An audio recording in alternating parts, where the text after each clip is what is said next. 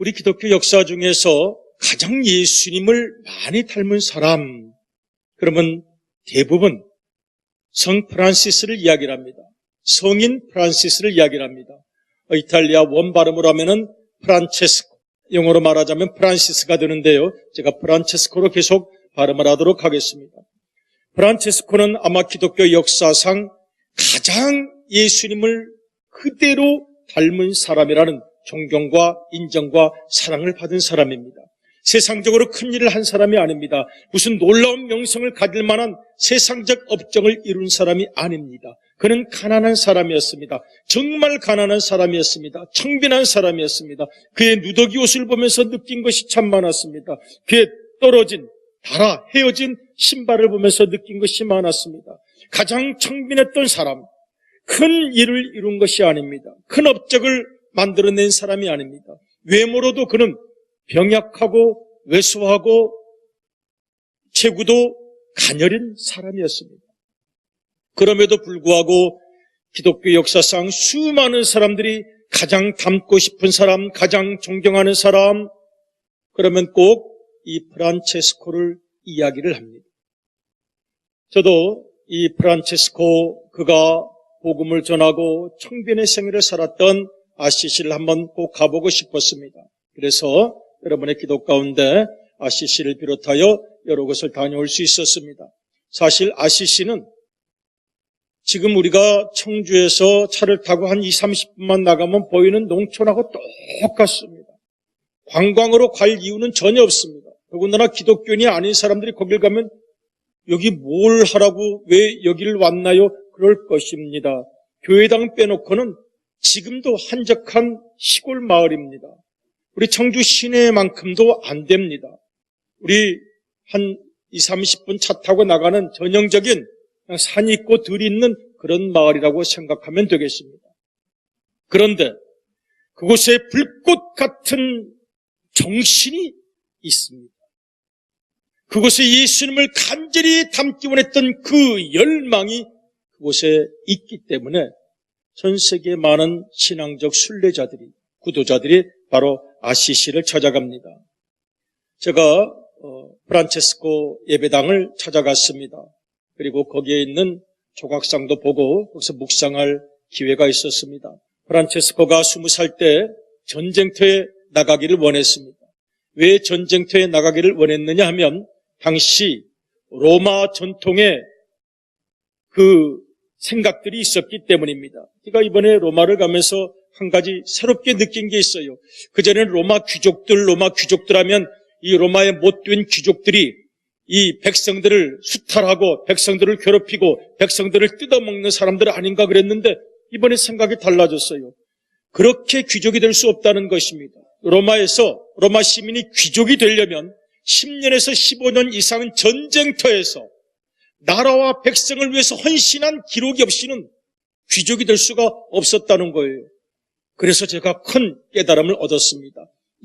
이 로마의 귀족이라는 것이 나는 늘 배불리 먹기만 하고 그냥 탐관 오리들처럼 향락에만 빠져 있는 귀족들인 줄 알았더니 그게 아니었던 거예요. 귀족이 되려면 전쟁터에 나아가서 적군과 싸우고 백성들을 지켜내고 가장 어려운 일을 먼저 해내는 그 흔적을 가진 사람만이 귀족이 될 수 있다는 것. 그것이 로마였구나. 로마가 그야말로 하루아침에 세워진 것이 아니었구나. 그들의 헌신이 있었구나 생각하게 되었습니다. 아마 프란체스코도 전쟁터에 나아가서 자기 이름을 드러내기를 원했던 것 같습니다. 신분 상승, 인간들의 평생 목표입니다. 남들의 박수갈채를 받고 남들이 알아주고 남들 앞에 내 이름 석자를 드러내고 남들을 지시할 수 있는 고난을 가지고 싶은 그 본능, 신분 상승의 본능 강했습니다. 프란체스코도 아직 어렸으니까요. 20살 때였으니까요. 전쟁터에 나갔는데 전쟁에서 포로가 되고 1년 동안 감옥에서 죽기 직전까지 가고 겨우겨우 살아났습니다. 병들어서 겨우겨우 살아났습니다. 24살 때가 되었습니다. 또 프란체스코의 마음에 내가 군대에 가서 혁혁한 공을 세워서 입신양명해서 높아져야지, 신분 상승해야지, 귀족이 돼야지, 그래서 큰 소리 치는 사람이 돼야지, 남을 지시하는 사람이 돼야지, 이름을 알려야지, 집념과 집착이 강했습니다. 그래서 다시 말을 타고 전쟁터로 나아갈 때 주님께서 그에게 나타나셔서 그를 깨우치셨습니다. 프란체스코야, 무엇을 위해서 너는 지금 전쟁터에 나가려고 하는 것이냐? 백성을 구하기 위한 그 명분 뒤에 있는 너의 속마음은 과연 무엇이냐? 이곳에 나가서 이름을 얻고 귀족이 되고 높은 신분이 되고 남을 지배하기 원하고 남들이 나에게 인사하기를 원하고, 그래서 주님께서 그에게 말씀하십니다. 제가 저 앞에 있는 동판을 찍었는데요. 동판의 내용에 그런 것이 있습니다. 왼쪽은 이탈리아어고 오른쪽은 영어로 번역을 해놓았는데요. 영어로 번역하면 이런 것입니다. Lord, what do you want me to do? 그럼 주님, 저에게 정말 원하시는 것이 무엇입니까? 제가 뭘 하기를 원하십니까? 어떻게 살아야 되겠습니까? 입신양명하고 신분 상승하고 남보다 높은 클래스가 되고 싶은데요. 그러자 주님께서 그렇게 대답하셨다는 것입니다. Go back to your seat and you will be told what you must do. 너의 고향으로 돌아가라. 너의 시골 마을로 돌아가라. 너의 교회로 돌아가고 너의 가정으로 돌아가고 너의 일터로 돌아가고 내가 살았던 삶의 현장으로 돌아가면, 그리고 그곳에서 기도하면 내가 깨닫는 것이 있을 것이다. 벼락같이 프란체스코가 깨달았습니다. At the break of the day, 이날 새벽 프란시스는 리폼드 인너 셀프, 큰 깨달음을 얻어서 완전히 생각이 달라져서 이제는 하나님의 뜻만 따라 살기로 결심하고 돌아왔습니다. 저 말 위에 앉은 프란시스는 바로 그런 모습입니다. 고개를 숙였습니다. 고개를 숙이고 세상을 구원하기를 원합니다. 허리를 굽혀 세상을 구원하기를 원합니다. 그래서 돌아온 저 프란시스의 모습은 세상에서 출세하고 세상에서 알려지고 세상에서 권력을 가지고 세상에서 큰 소리치고 그런 모든 것을 내려놓고 이제는 고개를 숙여 허리를 굽혀 주님의 뜻대로 살며 세상을 섬기는 자가 되겠습니다. 바로 그런 모습을 가진 것이라고 하겠습니다. 그리고 그에게 주어진 성경 말씀이 바로 유명한 프란시스의 성경 구절이라고 알려진 마태복음입니다. 한 번 더 읽어보겠습니다. 마태복음 10장 6절입니다. 먼저 가라고 말씀하십니다. 가야 한다고 말씀하십니다. 시작. 오히려 이스라엘 집에 잃어버린 양에게로 가라. 그 다음 절이요. 가면서 전파하여 말하되 천국이 가까이 왔다 하고, 다음 절이요. 병든 자를 고치며 죽은 자를 살리며 나병 환자를 깨끗하게 하며 귀신을 쫓아내되 너희가 거저받았으니 거저주라. 아멘. 병든 자를 고치라고 말씀하십니다. 육신의 병든 자 예수님 이름으로 고칠 수 있습니다. 고쳐야 합니다. 그런데 더 중요한 것은 감정이 병든 사람들이 많습니다. 생각이 병든 사람들도 많습니다. 가정 속에서, 가족 관계 속에서도 관계가 병들어 있는 사람들도 많습니다. 병든 자, 감정이 병들고 살아온 생애가 병들고 관계가 병들고 생각이 이상하게 병들어 있고, 주님께서 프란체스코에 명령하십니다. 가서 모든 병든 자들을 주님의 사랑으로 고쳐내라고 말씀하십니다. 귀신 들린 자들, 어두움, 우울증, 공황장애 다 귀신의 역사일 수도 있습니다. 인간의 약한 부분에, 정서적으로 취약한 부분에 어두운 세력이 틈타기 때문입니다. 귀신을 쫓아내라고 말합니다. 죽은 자를 살리라고 말합니다. 한때 순수하고 해맑았던 빛났던 순수함, 거룩한 맑음, 이제는 세상 이해타산 속에서 늘 머리만 굴리다가 잃어버린 그 순수함, 해맑음, 진실 다시 살려내고 나병 환자를 깨끗하게 하며 귀신을 쫓아내되 너희가 거저받았으니 거저주라.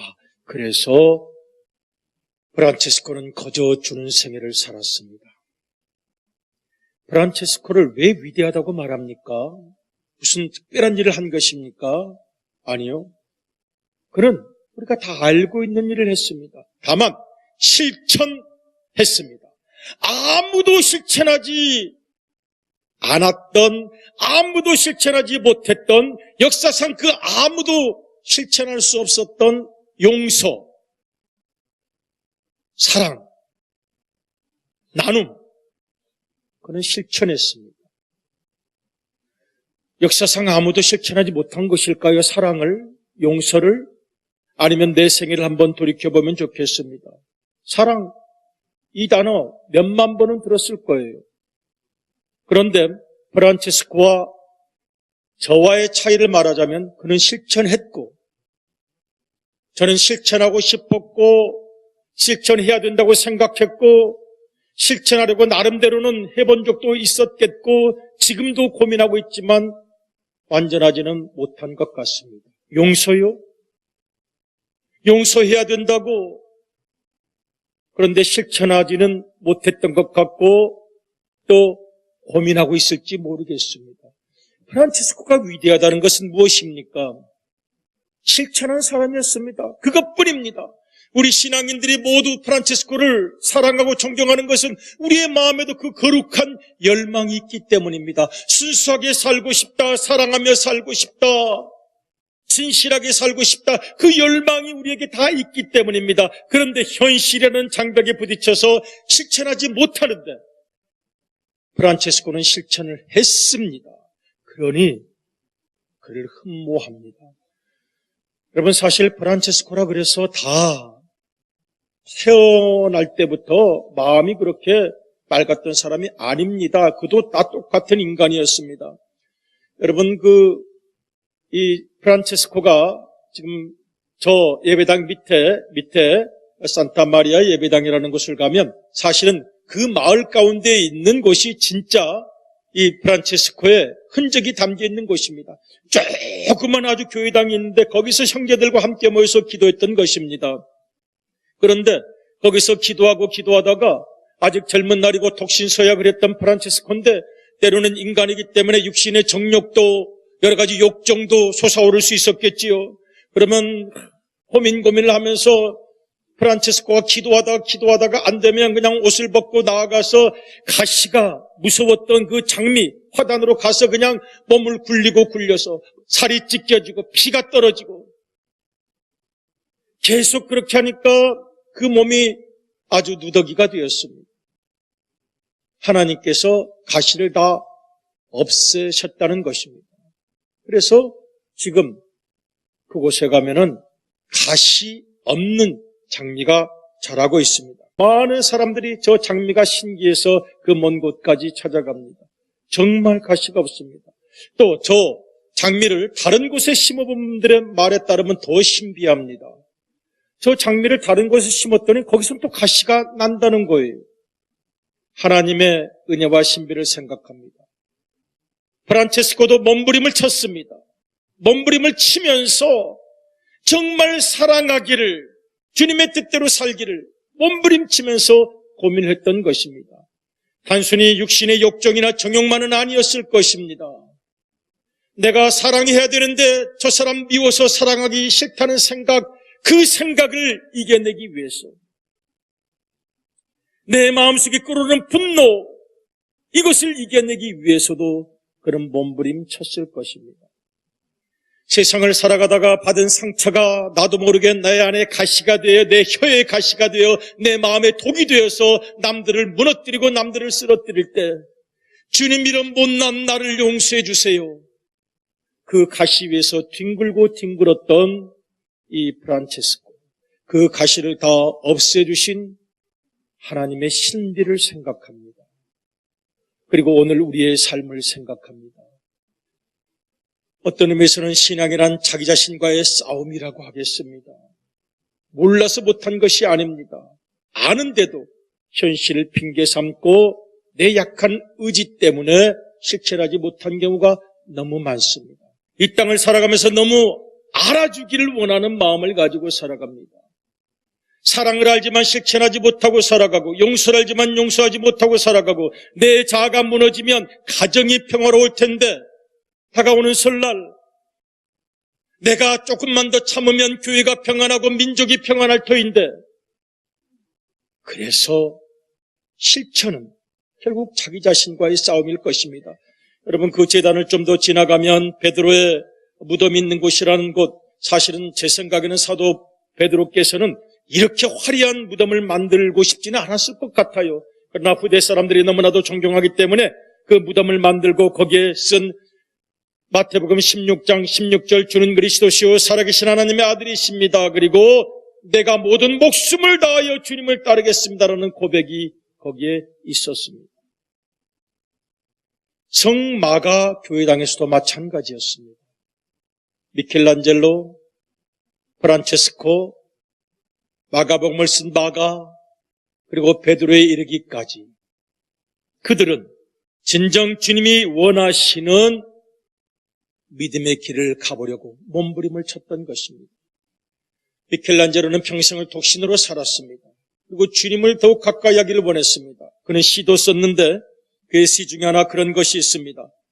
주님, 하루라도 당신을 만나지 못하면 어디에도 평안이 없습니다. 세월이 갈수록 마지막 89세로 하나님께로, 90세로 하나님께로 돌아가실 때까지도 그의 모든 마음속에는 주님, 오직 주님이 있었던 것입니다. 여러분, 이 프란체스코가 청빈을 살았으면 실천했습니다. 그런데 거기에만 머물러 있었던 것이 아닙니다. 당시 이슬람 세력이 얼마나 막강한지 기독교인들을 박해하고 십자군 운동이 일어났을 때 프란체스코가 에집트의 초막강한 권세를 가진 술탄, 이슬람 세계의 맹주인 그를 찾아갔습니다. 예수님 믿으셔야 합니다. 얼마나 어이가 없었겠습니까? 웬 거지였겠죠. 누더기였는데 신발도 그런데 웬 거지 하나가 와서 예수님 믿으시오. 그런 술탄 왕이 어이가 없었을 것입니다. 저 뭐하는 사람이냐? 저분 청빈한 생애로 모든 사람의 존경을 받는 수도사입니다. 그러나 당당했어요. 거짓골로 찾아가서 예수님을 믿으셔야 한다고, 예수님만이 영원한 우리의 생애의 주인이라고 말했던 프란체스코. 그리고 그 유산을 우리들이 받아서 오늘에 이르렀습니다. 저의 기도도 그것이었습니다. 그 프란체스코 예배당 지하실 그 무덤이 있는 곳에서 계속 기도하면서 내가 받은 오늘, 우리 우암교회는 무엇을 해야 합니까? 나는 어떻게 살아야 합니까? 우리 모두는 어떻게 살아야 합니까? 우리는 무엇을 해야 합니까? 프란체스코에게 돌아가라! 너의 삶의 현장으로 말씀하신 주님, 우리가 해야 할 일이 과연 무엇입니까를 생각하게 되었습니다. 프란체스코처럼 위대하게 살지는 못할지 모릅니다. 그러나 적어도 내게 주어진 오늘, 지금 이곳에서 할 일은 너무 많다는 생각을 합니다. 니코스 카잔차키스라는 그리스의 유명한 소설가가 이 프란체스코에 대한 소설을 썼어요. 프란체스코가 울었습니다. 주님, 저는 주님보다 사랑하는 것이 너무 많습니다. 어느 날 프란체스코가 눈물을 흘리며 예수님께 말했다. 저는 해와 달과 글라라는 10살 정도의 연하의 여인인데 그야말로 성결한 영혼을 가지고 평생 독신으로 수많은 수녀들을 이끌었던, 자매들을 이끌었던 사람이었습니다. 모든 아름다운 것들을 다 사랑하면서도 주님만을 사랑하지는 못하는 저를 용서하옵소서 울면서 기도합니다. 그때 주님은 미소 지으며 대답하셨다. 프란체스코야, 그만 울어라. 내가 사랑하는 것들을 나도 사랑한단다. 저는 이것이 우리의 삶에도 이루어졌으면 좋겠습니다. 주님, 제가 사랑하는 것을 주님께서도 사랑해 주시고 주님께서 사랑하시는 것을 제가 사랑할 수 있었으면 좋겠습니다. 주님께서 싫어하시는 것을 내가 사랑하는 것이 아니고 내가 사랑하는 것을 주님이 미워하시지 아니하시고 내가 사랑하는 것을 주님께서도 사랑하시고 주님께서 사랑하시는 것을 내가 사랑할 수 있는 경지까지 이르기를, 그런 기도를 바치고 싶었습니다. 오늘 우리 우암교회를 생각했습니다. 우리 우암교회가 진정 주님의 뜻대로 적어도 프란체스코의 노력을 하면서 살아가고 있는지 하고 있다는 생각을 해보았습니다. 감히 두렵지만 최선을 다해서 노력하고 있는 우리 우암 가족들의 수고와 헌신을 주님께서 기뻐하실 줄로 믿습니다. 아멘. 캄보디아 선교 제가 보니까요, 저는 그렇게까지 전투 선교를 했는지 몰랐어요. 아침 4시에 일어나고 그냥 건빵 하나를 먹어가면서 때로는 먹지도 못하면서 수많은 캄보디아 영혼들 선교라는 이름에 그냥 놀러가는 것도 꽤 있거든요. 솔직히 말하면 이번엔 정말 기진맥진하도록 몸무게가 다 2, 3kg씩 빠졌다니까 완전 우리나라에서도 경험해보지 못한 초강력 영적 훈련을 하고 오신 것입니다. 감사했습니다. 마음이 뜨거웠습니다. 이 땅에 피 흘리는 사람들이 너무 많죠. 예수님께서 혈루증, 오늘 오후의 연구 꼭 보시기 바랍니다. 초청하시길 바랍니다. 혈루증 피 흘리고 있는 사람을 치유해 주셨듯이 우리 우암교회가 정말 혈루증으로 피 흘리는 사람, 눈물 흘리는 사람, 좌절하는 사람, 고독하다고 말하는 사람, 마음 둘 곳이 없어서 방황한다고 말하는 사람들을 품고 하나로 가는 교회, 우리가 그 일을 잘 감당한다면 주님께서 우리를 은혜의 길로 인도하실 줄로 믿습니다. 한 가지 부탁했습니다. 여러분, 교회에서 어떤 헌신의 일을 꼭 자발적으로 하셔야 됩니다. 그렇지 않으면 평생 구경하면서 살아가는 경우가 많기 때문입니다.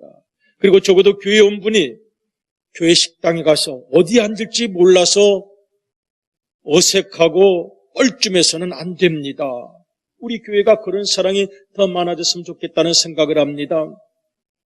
이번에 500원씩 하루에 모으는 사순절, 작년에 모으고 모으니까 꽤 적지 않은 돈이 되어서 이 우암동 지역의 모든 가난한 이들에게 다 나누어 주었습니다. 이 우암 동사무소 그 직원들이 오셔서 너무너무 감사하다고 말씀해 주셔서 고마웠습니다. 제가 이번에 오자마자 우리 노회에 우리 우암교회가 돕고 있는 교회를 찾아갔어요. 목사님이 목회를 하시는데 몇 명쯤 모이세요? 5명쯤 모입니다. 그전에 많이 모였는데 다 이사가고 없어졌습니다. 근데 옆에 있는 고양이 한 마리가 뭘 잘 먹었는지 아주 돼지만큼 큰 고양이가 있어요. 저분까지 하면 6분입니다. 아휴, 마음이 무거워서 돌아오다가 또 이제 그 다음날 우리 교회가 역시 돕고 있는 교회인데 여자 전도사님인데 죄송하지만 얼굴이 잘 기억이 안 나요. 또 자칫하면 또 그거 한다고 또 과시하는 걸로 보이는 것이 늘 두려워서. 그런데 통화할 일이 있었어요. 교인이 몇 명이세요? 교인 2명인데요. 아유, 어떻게 2명으로 예배를 드리십니까?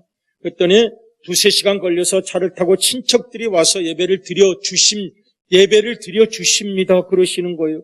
그러면서 계속 우암께서 도와주셔서 감사합니다. 감사합니다. 너무 감사하니까 나도 미안해서 전화기에다 대고 죄송합니다. 죄송합니다. 전화기에다 인사를 10번씩 했네.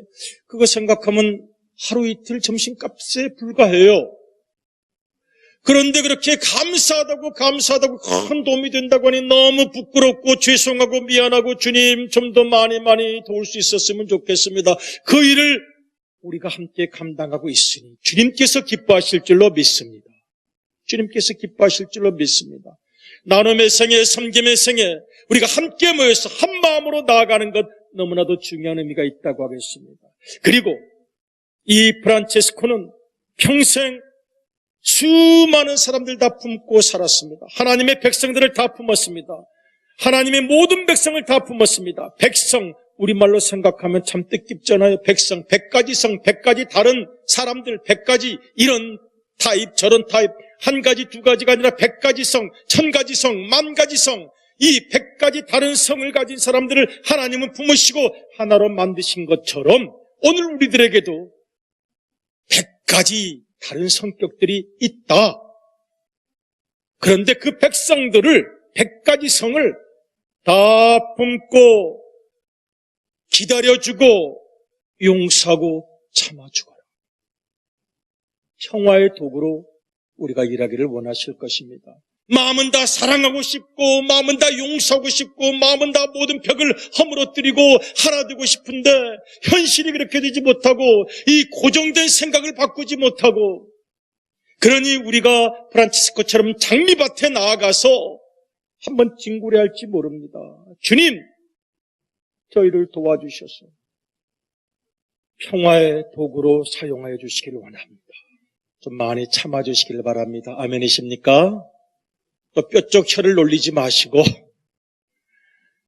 상처 많은 인생은 그 상처가 가시가 되거든요. 자기가 남을 찌르는 줄 몰라요. 그 말이. 나를 한번 돌아보는 지혜도 가지시고 이제는 좀 품어주시고 입이 근질근질 하셔도 참으시고 따뜻하게 손 붙잡아 주시고 이해받기보다는 이해해 주시고 사랑받기보다는 사랑해 주신다면 주님께서 우리를 통하여 아름다운 역사를 이루실 줄로 믿습니다. 아멘.